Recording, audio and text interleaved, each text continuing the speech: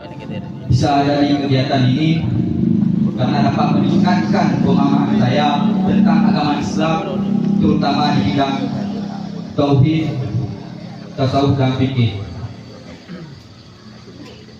Kegiatan training kader dakwah yang telah dilaksanakan di Gampong ini sangat berarti, sangat berpengaruh besar bagi masyarakat di sekitar. Ini pemuda yang telah mengikuti kegiatan training kader dakwah dari 20 desa.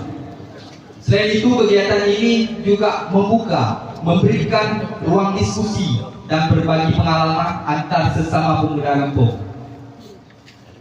Saya berharap kegiatan ini terus dilanjutkan ke tahun-tahun selanjutnya agar dapat diregulasi oleh pemerintah menjadi kegiatan reguler di Gampong.